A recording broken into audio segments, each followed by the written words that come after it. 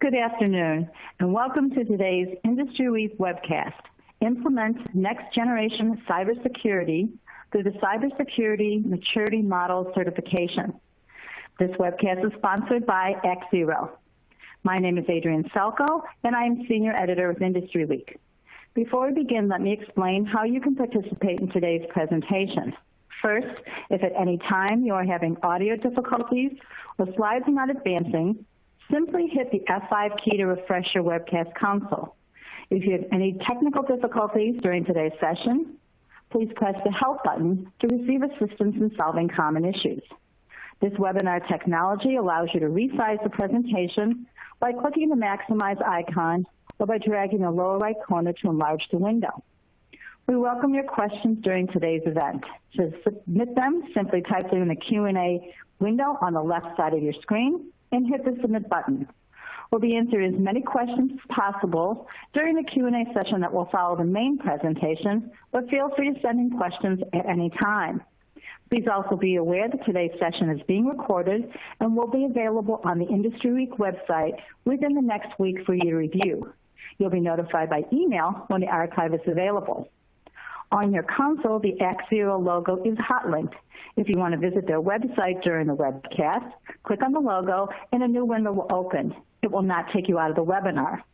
I would now like to welcome today's speaker, Adam Mansour, Head of Sales Engineering for X0. Adam, welcome. The floor is yours. Thank you very much, Adrienne.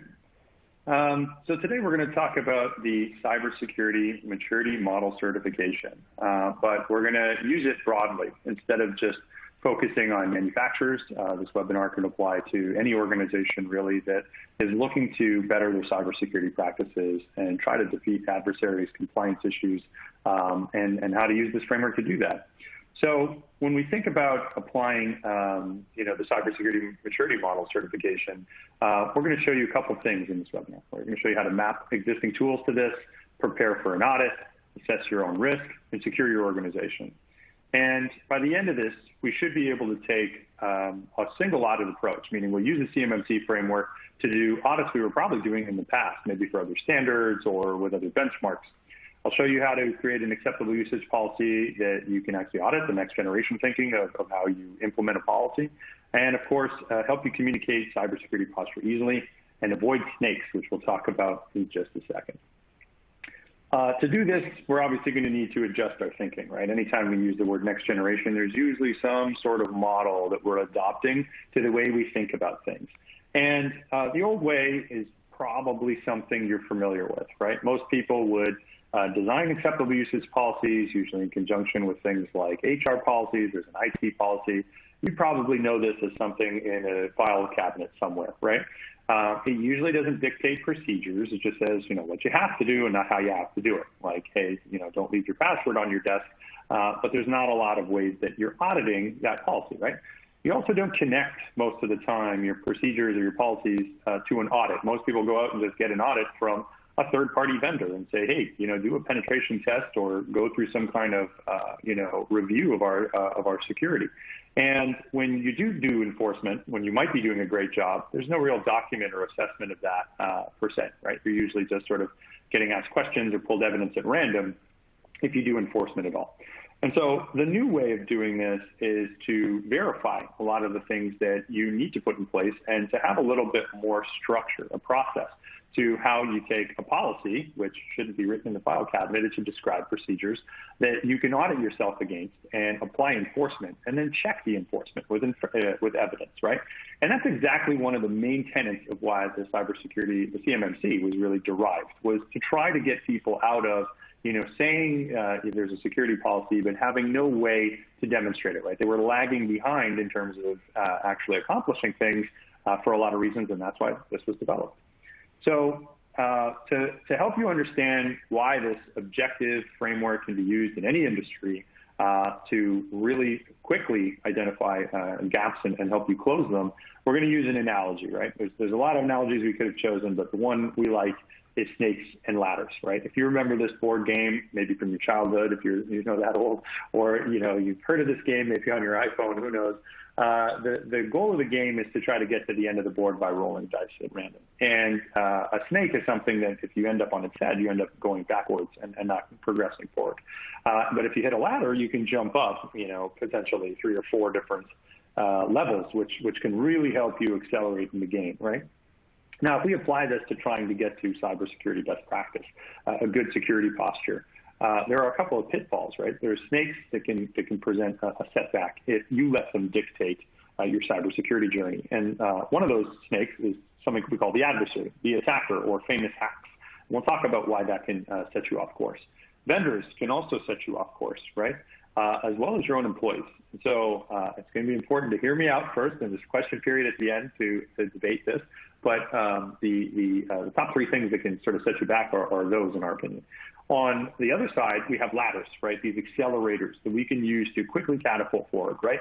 And if we use a representative framework, something that's objective but also modular in design, which I'm going to talk about those 2 words also specifically in a second, we'll have a better chance of being able to defeat the adversary by being able to focus on what they need and what they're trying to exploit in your environment, right? Then we'll also help you understand how you can use partners and policies much more effectively than you probably have in the past to drive better results, right? Because that's what this is at the end of the day, is just driving better results faster, right?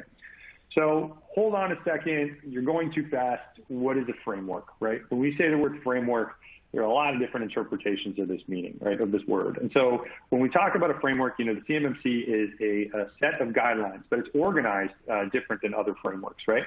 Why do I need a framework? Well, you need a framework to remain objective and to stay focused on the task. There's a lot of times people talk about cybersecurity, and it's usually not in a structured, procedural, organized way. It's usually an emergency plan that they're putting into place when they fear something happening or something's actively happening, right?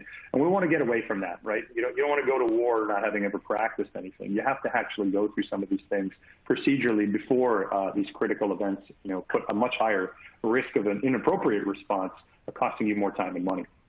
Now, if you think about this, you go, why CMMC? Is Act 0 not, familiar with, SOC 2, PCI, ISO, these other standards? And yes, the PTCO, I've gone through those audits, and, we just completed our SOC 2 in record time.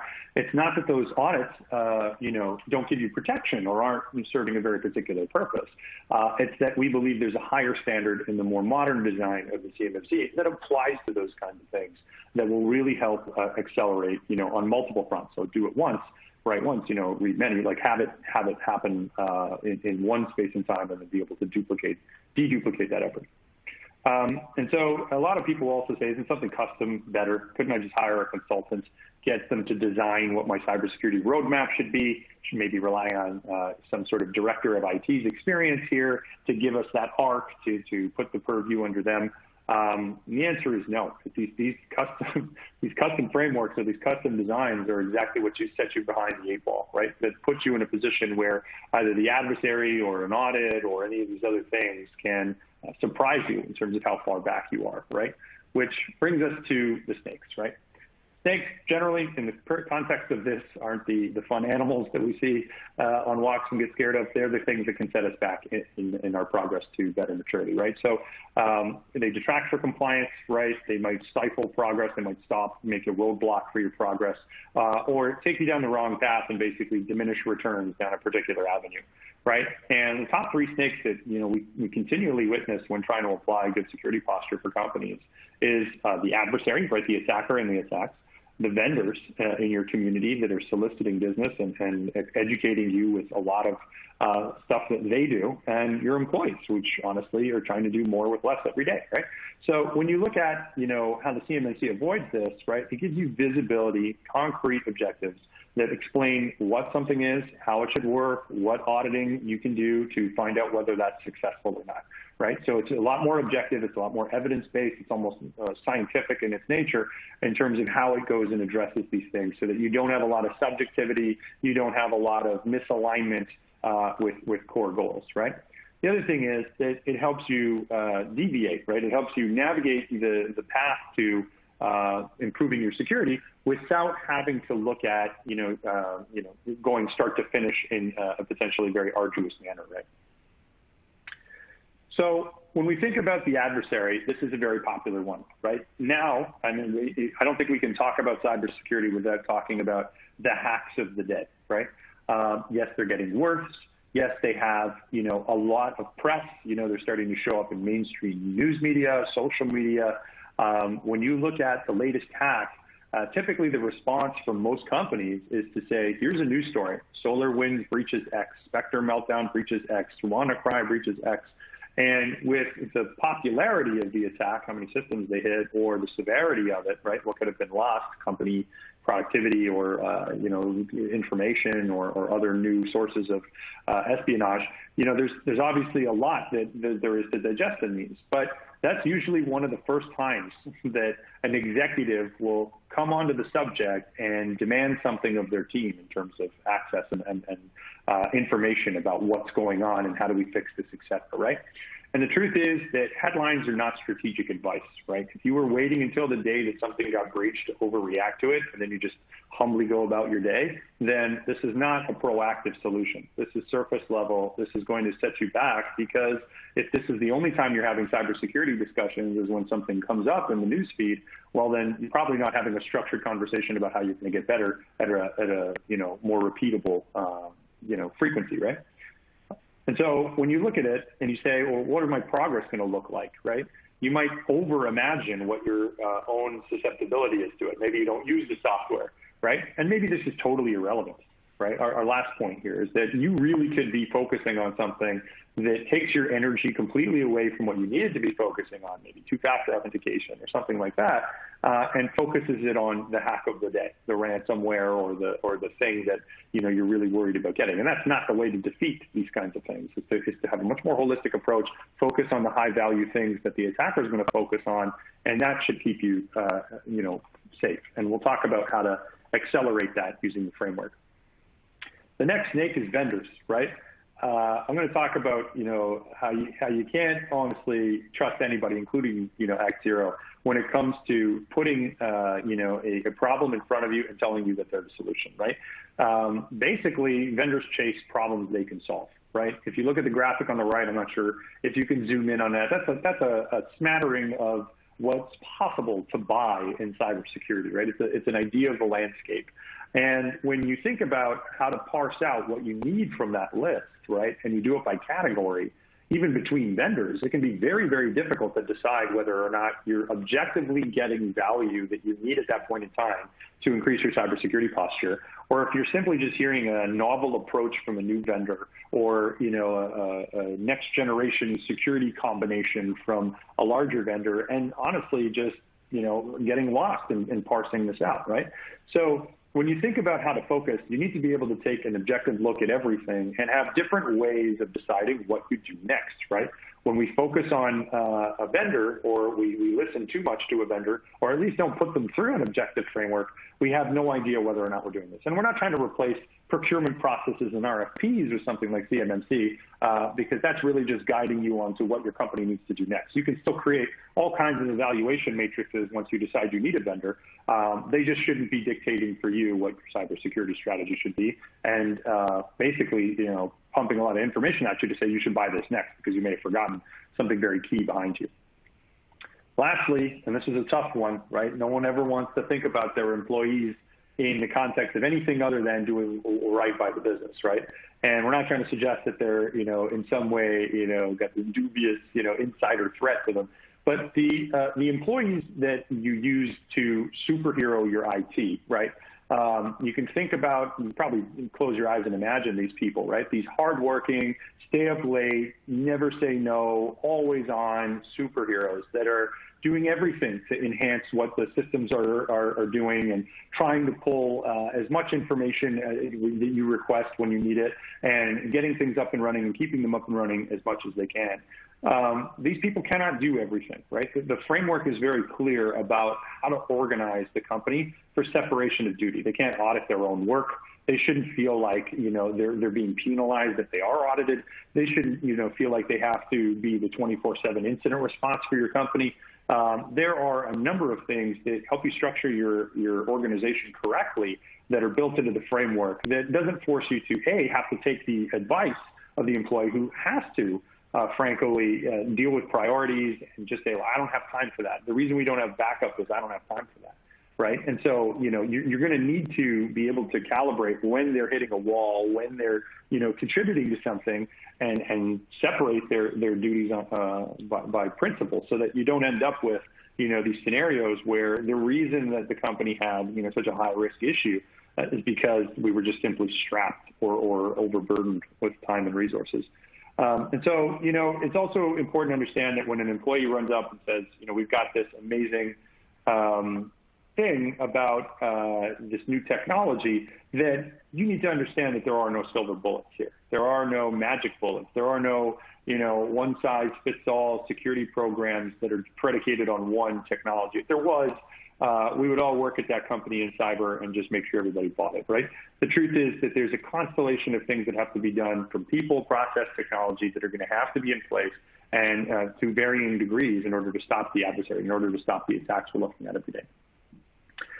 Okay, so enough about, the potential pitfalls. Great, you're so smart. Tell us what we're supposed to do to enable the right kind of ladders and what has had the greatest amount of improvement over time at defeating the current state, actors, the kinds of things that, you have coming at your organization that, frankly, you're probably pretty worried about preparing for in conjunction with things like a compliance audit.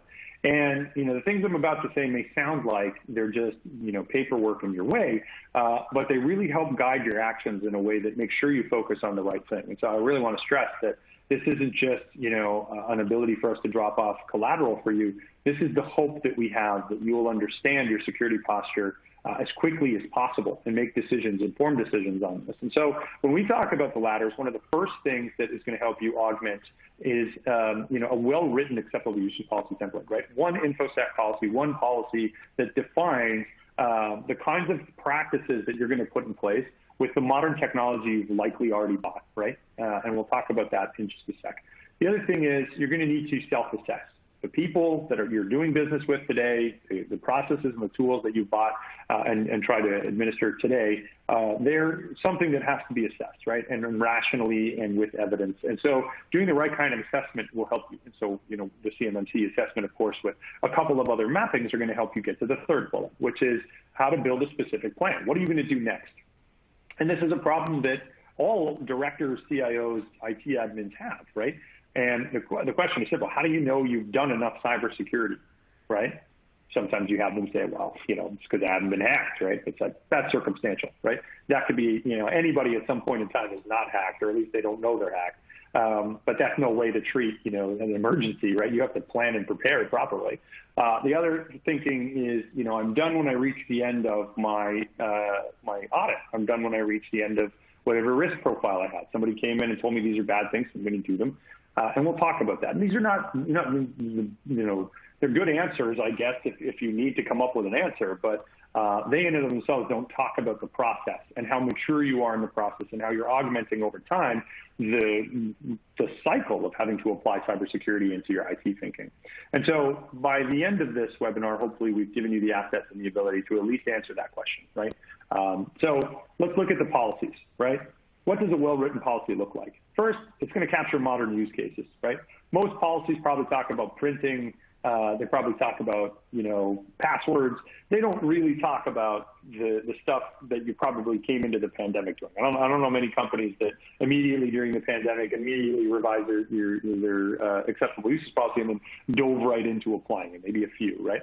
But the concept is that you're probably using tools like the one we're on right now, right? Maybe you're watching a webinar, maybe you're hosting a webinar, maybe you've got collaboration software, maybe you ran to the cloud really quickly. And so the policy should govern exactly how your users, administrators, other things are leveraging those tools or supposed to be leveraging those tools. And it should come from the controls in the framework, right? If you went to Office 365, the question is, what framework, what benchmark are you holding yourself against now that you're there? CIS, NIST, Microsoft best practices, it should come out of a framework, right? And so when you talk about things like CMMC and map them to other services, you'll immediately come up with a policy that you can say, oh, okay, this is the policy that we have for O365, and this is the administration and security we're going to apply to it to use this. And then actually use this thing when you're auditing, right? So when you're going out and checking against these standards and you're pulling documentation, you're pulling evidence about this, you need to have that be stored alongside this, right? So that you basically have here's what we're supposed to be doing, here's the standard that we're using to get there, so we don't have to think for, over and over and over again as the settings change what they should be, and then here's the audit of the results, right, of what we're doing. That's the best way to structure your policy, right? So that you're not disconnecting the enforcement and the reviews and the evidence gathering from the original template, from the design, right? The second one is to look at, so borrow our template. At the end of this call, there's going to be a ton of resource links that I'm going to continually spam you guys so that you can click on them. They're free. They're not filled with bugs, so we can track where you're going. They're basically there so that you can get off and running and do this, right? The second one is partners, right? You hear vendor due diligence all the time. You hear, are these guys safe to do business with? Have they done a pen test? Do they have a SOC 2? Are they blah, blah, blah?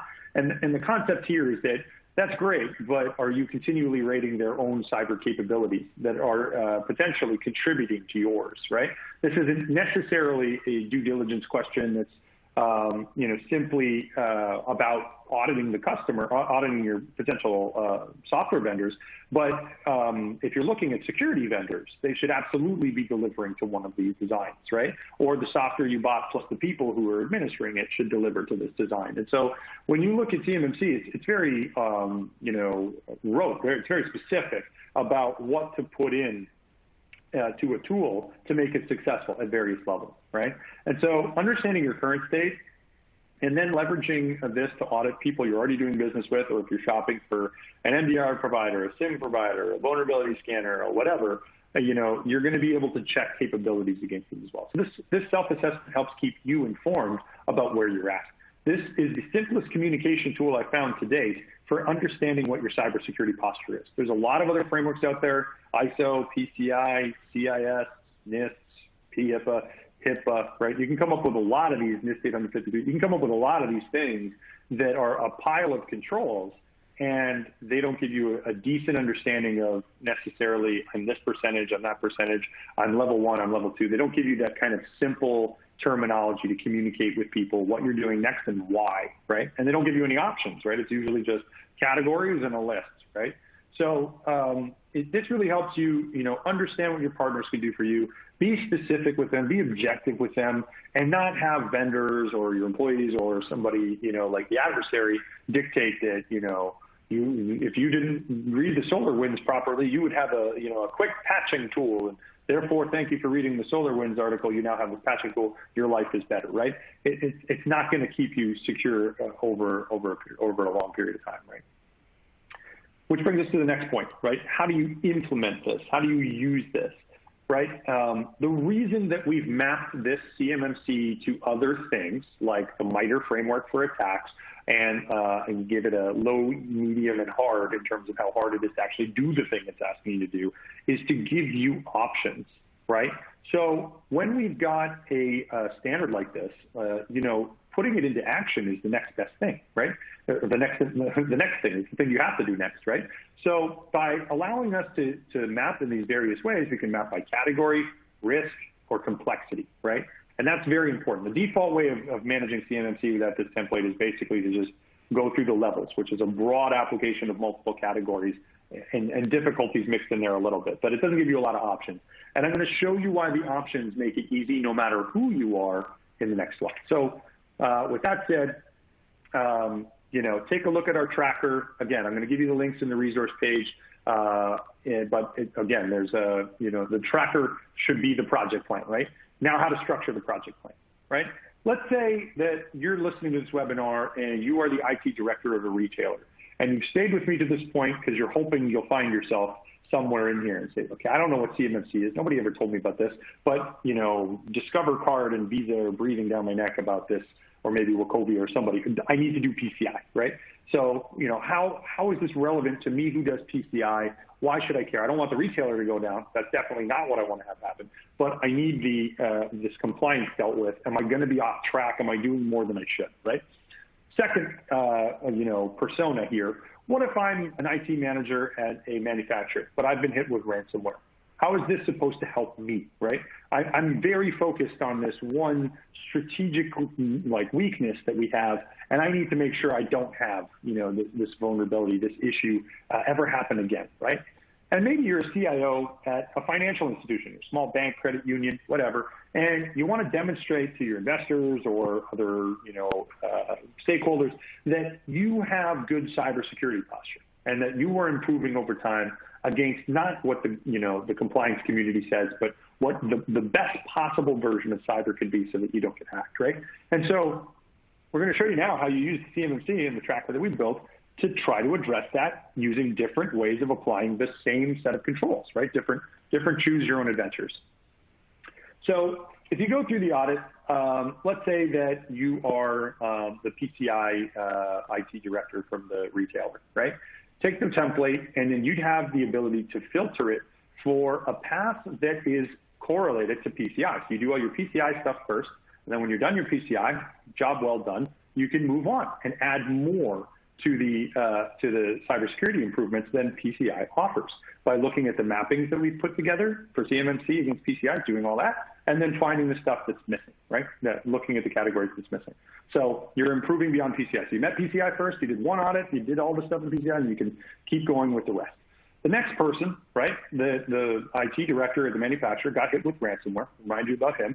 He's very worried that he's going to get hit with ransomware again. So he takes the controls and he pivots after the self-assessment to look at the MITRE attack framework. And he says, look, if an attacker was to come at my company and the stages of the attack life cycle were here, you can see in a nice color, red, green, these are the issues that I have here in credential access, right? So you use the same template for a different purpose to see whether or not we can defeat ransomware. And then third, if you're a CIO that's trying to communicate to your stakeholders your cybersecurity posture, you can give them a percentage, you can give them categories, or you can filter this and be like, look, guys, we've done all the easy and the medium stuff. We're on to the cybersecurity controls that are hard to implement. That's where we're at right now, right? So you could filter it again by complexity. So having these different personas take different paths to how they address controls and in what order will help you not duplicate effort if you've already got compliance audits to do, simplify communication, and basically get the best of all worlds in terms of the strategy without having to reinvent the wheel and add things to the pile. So here we are with the simultaneous audits. This is just a snapshot from the tool about, hey, we missed 853. Maybe you have that as a mapping to your HIPAA compliance if you're in the healthcare industry. 800 and 171, maybe you were an old manufacturer. Oh, okay. Yeah, sorry, guys. A real-time update. There was an issue with the link to the tracker for all of you that are scrambling to download and follow along with me. We are going to fix it. Just hit F5 to refresh in the browser. I might, snap out for a bit, but when you're back, you might get the link and help follow along here. And again, anybody who needs this stuff, this isn't behind some paywall. You can get this from us anytime you want, right? Just come online and ask us for it too. So, knocking out a plan, like we talked about, you can filter the controls, focus on things like category, focus on things like compliance, focus on things like, risks of ransomware or the risk of an entire attack lifecycle, the last stage of which is ransomware. That'll help you assess. Drop your acceptable usage policy in there and be like, good, of all the things I am doing, what have I written down that is my policy, and what am I gathering evidence for that I've done? Because the assessment is going to be simple. An assessment is the word yes or no. Maybe with some details. An assessment is like a police officer writing down your statement. Whatever you say happens. There's no polygraph. There's no forensics. It's just, did you do this? Yes or no? Okay, great. Thank you for telling me that. But when you look at the guidance, right, obviously your acceptable usage policy should say what the procedure is, right? And you should be able to verify that procedure, right? So we want to build documentation that quickly gives you the templates, right, the assessment and then the policy to say this is what we're supposed to do. Great. I don't want to do this. Documentation is boring. Thank you, X0, for doing this for me. Now I can focus on the hard stuff, the building and the setting up, right? Now, let's go through the security posture assessment survey, right?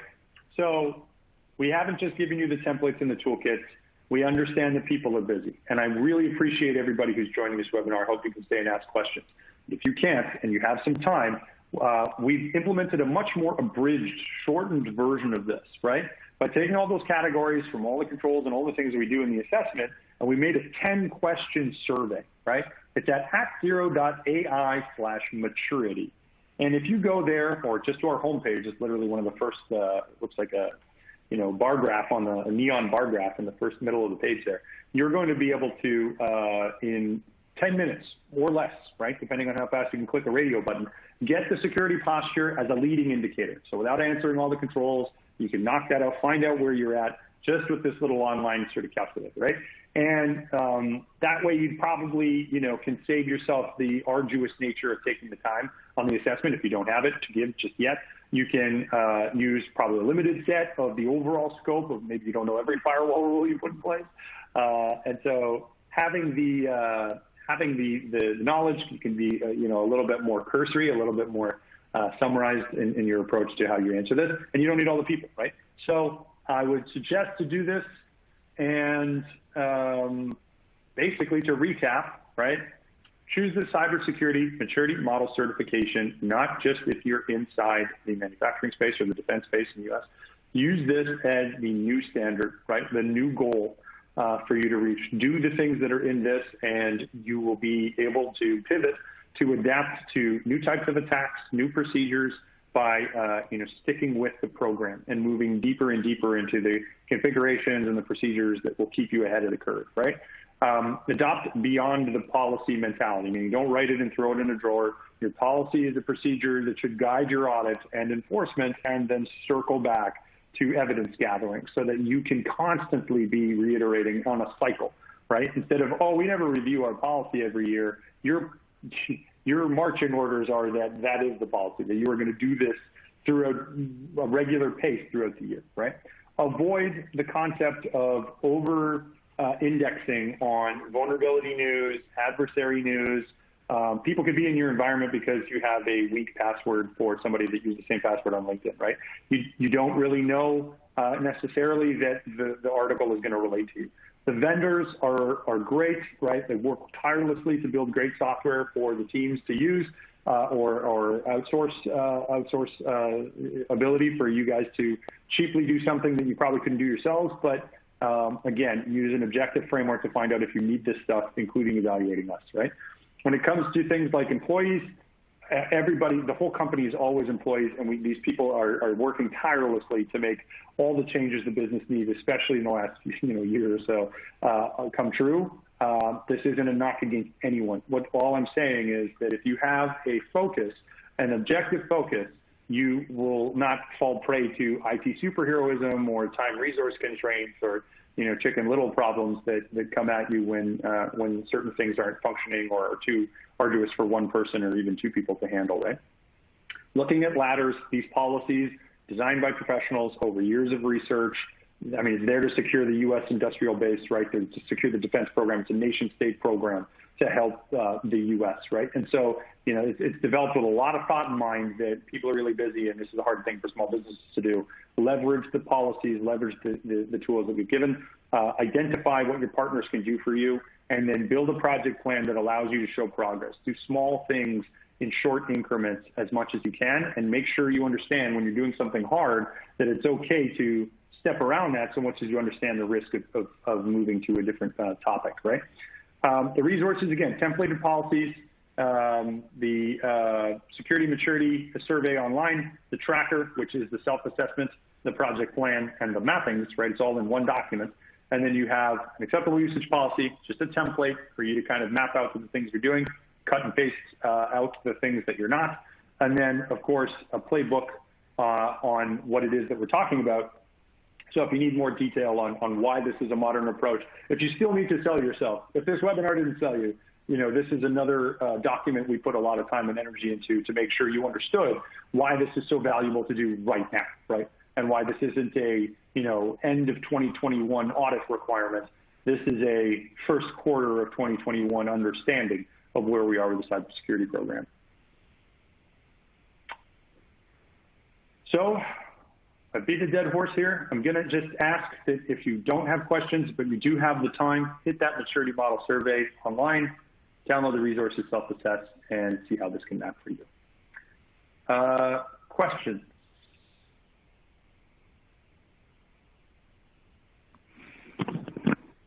Okay, thank you. So we will go into questions. As I'm asking questions, I would like the audience to please take a moment to complete the feedback form on the lower left side. Our first question is, we are ISO 27001 certified. How do we identify the gaps in this framework versus what CMMC requires? Great question. The mapping, should I understand the picture here? Let me just go back. It says 2, but the control numbers in your ISO 27001 mapping should be there. So, for example, if you have control access to an internal system, and you can see this in the controls tab, you'll see that there's no control there. That means that there's something else required. So if you just filter this list for blanks, it should be pretty obvious there. Okay, next question. Can you provide examples of some of the next generation capabilities that pursuing CMMC will enable? Sure. I think if you think about current generation policy, for example, there's nothing specific about your policy that leads to procedures and evidence, right? So if you can tell me the last time your InfoSec policy had a procedure and evidence that it was followed somewhere, that's one way that we're stepping up enforcement, right? So a policy is only as good as its enforcement. We're stepping up the dictation around enforcement, how this should be done. So that's one of the ways that it's next generation. In most other frameworks, other than a formal audit or certification process, there wasn't a lot of evidence gathering, and certainly there wasn't a lot of guidance on the IT team, these poor people that actually have to do the controls, on what it was they were going to look for. I can't tell you how many times I've been at a retailer and there was this anxiety around how the auditor was going to ask for it. And so experience with one auditor didn't always, because there might be multiple ways to gather evidence, multiple point checks. So the first is the way that you should do enforcement and the instructions on what the auditor could be looking for that would help you, with audit guidance, help you understand how to check a control. So that's a little bit better in terms of assisting the public or the people that are trying to establish this, that makes it more next generation. And then, of course, the controls, right? Like just the way that the controls are structured. Obviously, if you guys are fans of the National Institutes of Standards and Technology, like NIST frameworks, CSF, or the ISO frameworks, the controls themselves could be long. There could be a lot of them, right? There could be a lot of different ways that they're asking you to do stuff.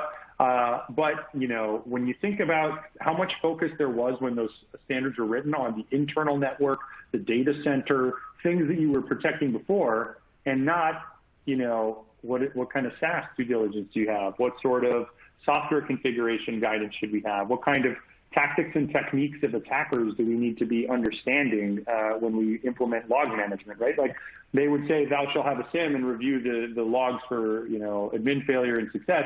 Now they're starting to step it up and be like, that's sort of table stakes. Let's go higher, right? Let's see if we can, create the kinds of configurations that stop the attacks that are going to befall these companies. And so in the latest version of the standard, it's great to see it come up to the generation to meet the adversary where they're at, right? And that's just a function of the fact that it was created more recently, I think, but so these things are required and probably weren't when the other ones were written. But that's what I think makes it next generation at its core. The other thing that I find really powerful about it in terms of adoption is that while it was created for the defense industrial base, while it was created for manufacturers that supply to the Department of Defense in the U.S., this is a standard that brings complexity and levels. It brings other opportunities for you to choose how you apply the standard baked in, right? Levels, categories, or domains, right? So if you're in charge of network access control, you don't have to feel ashamed that you didn't finish everything up to level 5, right? You can be happy at level 3 saying, I've done all the things that, my wired port access control needs me to do, and I'm good now, right? So you kind of get a break where in most other audits, it's all or nothing, right? Did you pass your PCI certificate, like your QSA? Did they pass you with your ROC, right? Did you get the certification for ISO or did you not, right? And there's some things built into ISO like statement of sensitivity and statement of applicability and all that stuff where you can sort of carve out some stuff like the SOC 2.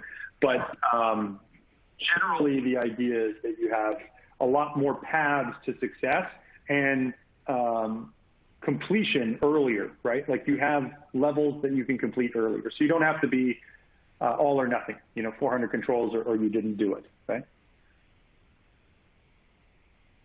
Okay, thank you. The next question. If a company only sells commercially available products to the DoD, would CMMC be a requirement?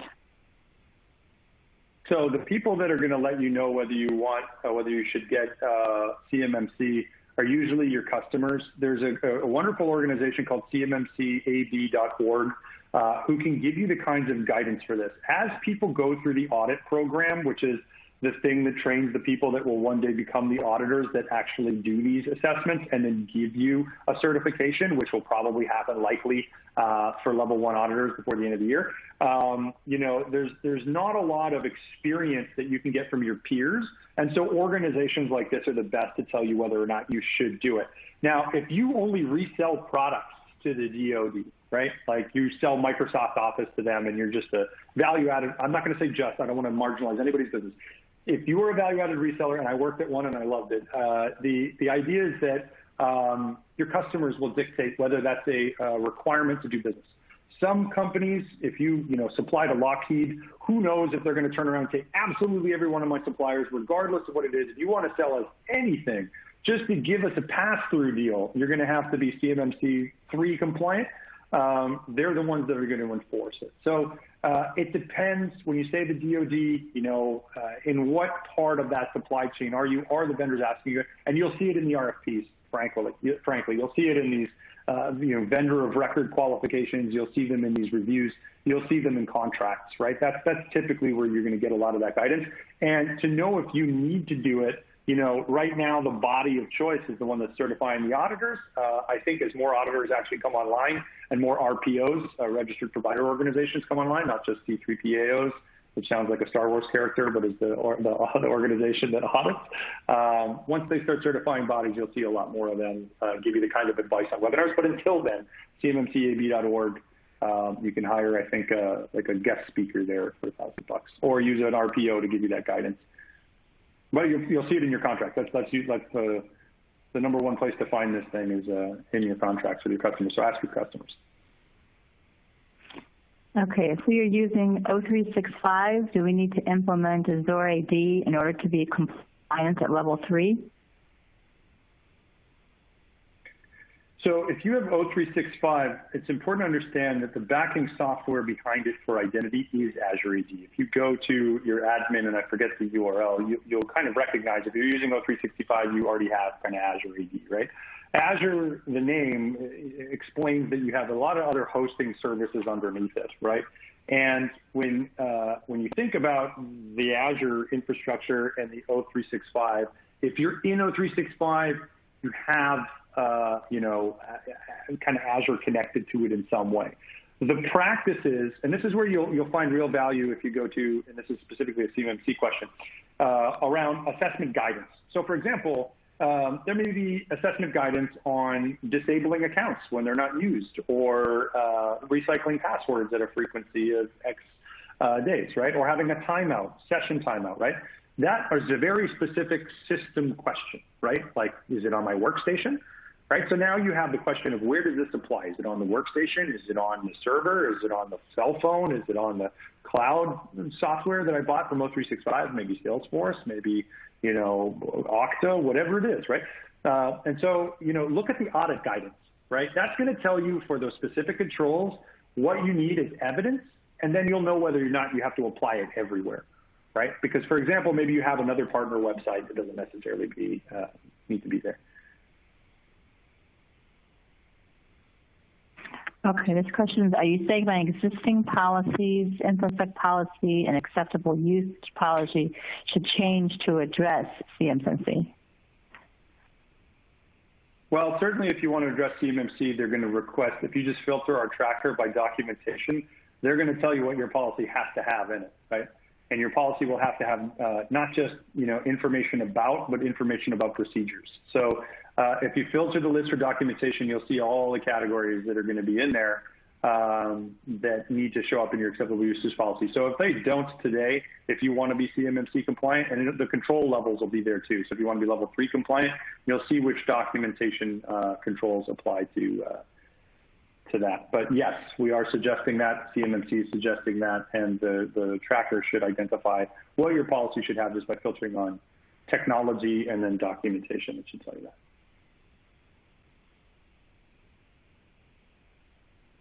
Okay, this question is about the adversary. Are you saying we shouldn't pay attention to hacks? So when you get news about a hack and about a vulnerability, that's the first time you're going to have, not the first time, it's maybe not even the only time. I don't want to make too many generalizations here.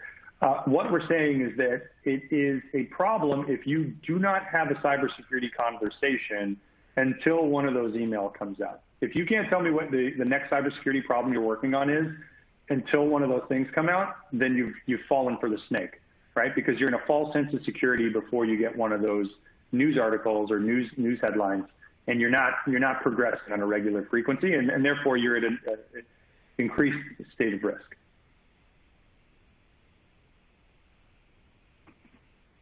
Okay, the next question is, what is the structure of the framework opposed to functional application design or designs? So, I mean, depending on who's writing the spec, right? It could be the Internet Engineering Task Force, or it could be IEEE, or it could be, Scrum methodology or other things. The glossary of terms from who's telling you is going to make all the difference, right? Because if you have a functional application design, right? Depending on which organization wrote the glossary, you could have a very different answer, right? Like a functional application design in the U.S. Patent Office may be different than the one that's written by a consortium of Pfizer Pharmaceutical and GSK, right? Like, we don't really know what we're talking about unless somebody's defined the glossary for you, right?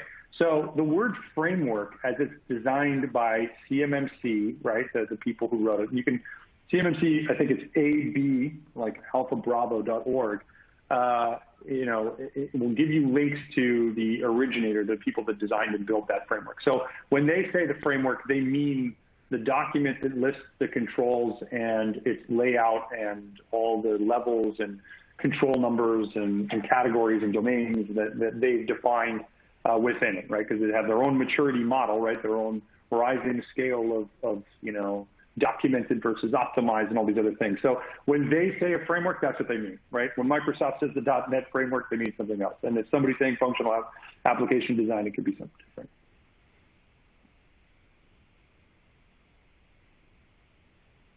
Okay, so the next question is, can you clarify the URL for the CMMC AB site you mentioned? Let me just make sure it didn't disappear off the face of the planet. Yeah, CMMC alphabravo.org.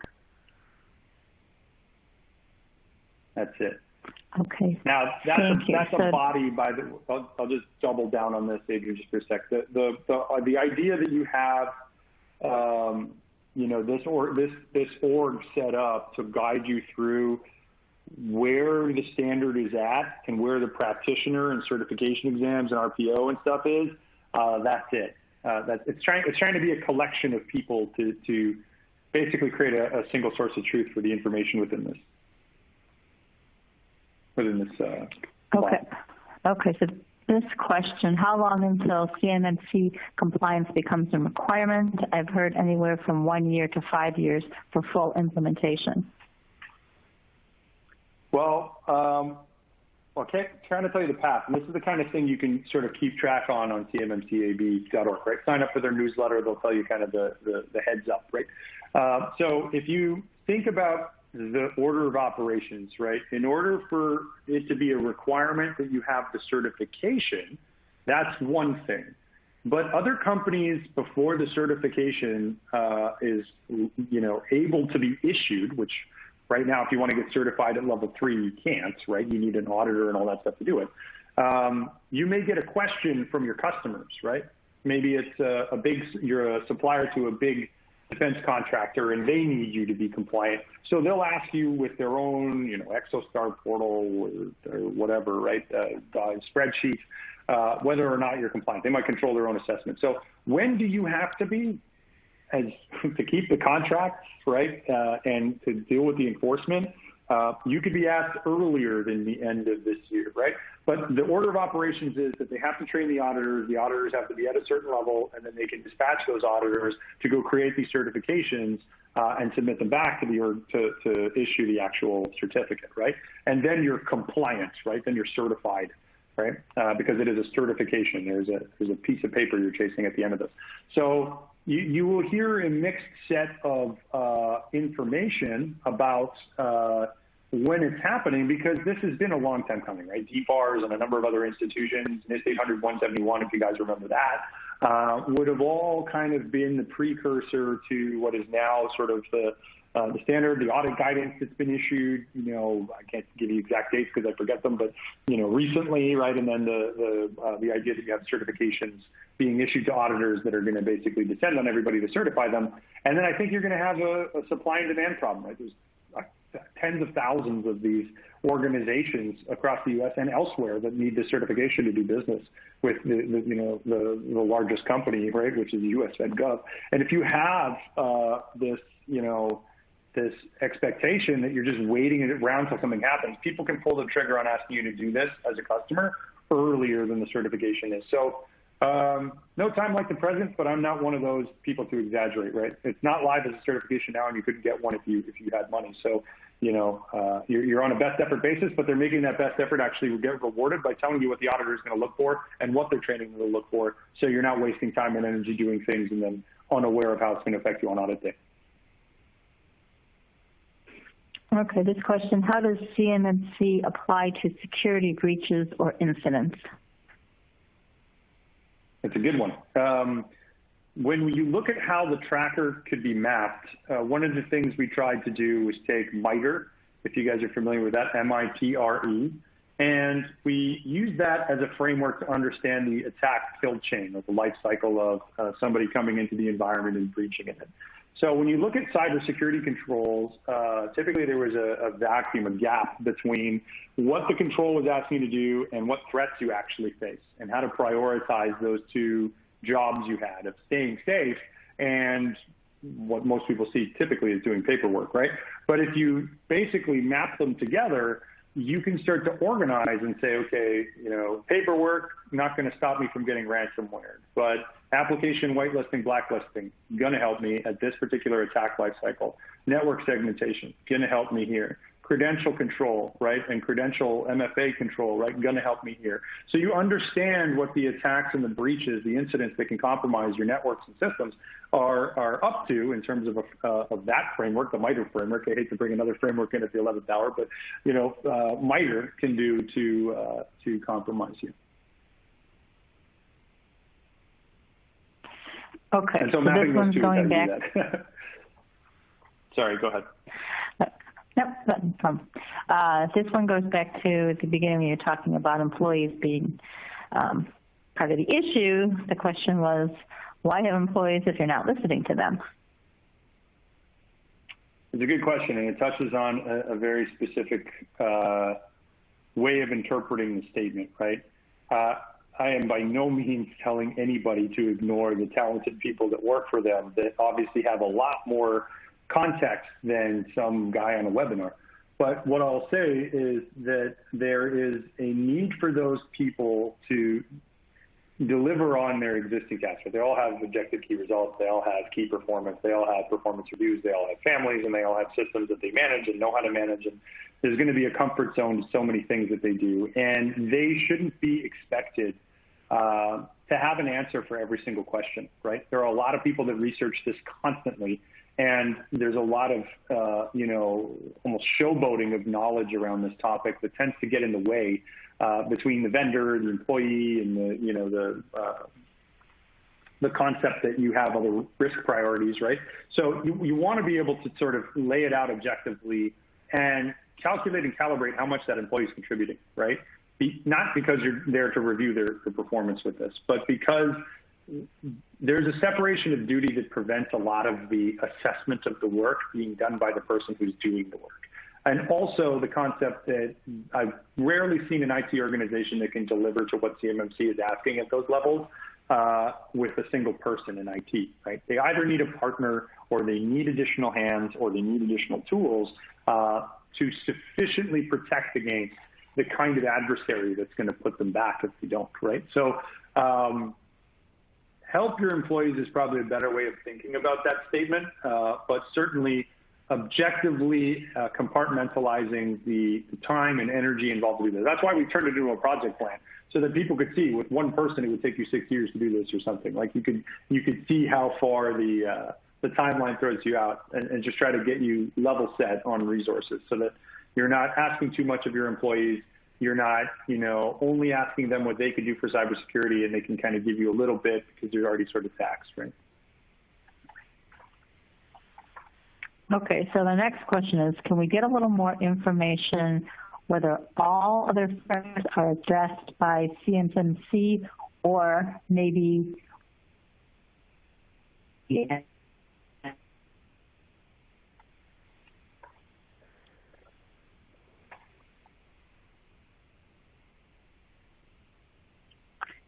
all other frameworks addressed by, yeah, I'm here. Can you hear me okay? Okay. Excellent. Yeah, okay. Now I can. Go ahead. The statement of 2021. Can you hear me okay? On the question about whether all other frameworks are addressed by CMMC, no, not in their entirety. Certainly, there's going to be a shared set of controls. But there are a lot of things in PCI that you won't see inside CMMC because it's not specifically focused on payment terminals and credit cards and tokenization and other things, right? Like you may have a legal standard that says, no two lawyers can talk to each other or share disk space on the same case or something, right? That's not going to show up at CMMC, very focused on the legal profession. So there are going to be industry-specific or other framework guidance that you're going to get. But there's a lot of shares. There's a lot of sharing between certainly the frameworks that we mapped. And when you see how we've mapped it, I'd encourage you, if you have another one, to map it there, which, you can do at your own discretion. I think the idea is that you have the major cybersecurity, and we only put the ones there that we saw the most often, right?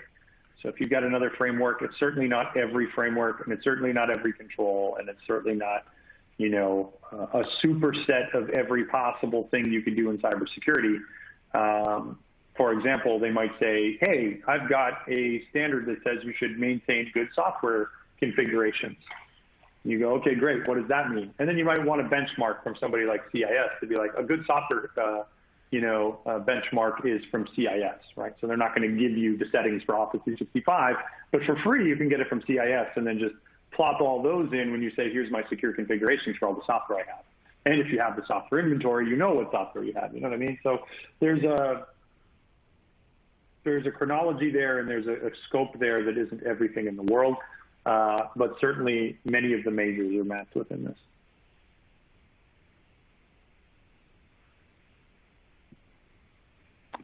Okay, thank you. I'm afraid we've run out of time. I'd like to thank our speaker, Adam Mansour, and our sponsor, X0. On behalf of Industry Week, have a productive remainder of the day. Thanks for having us.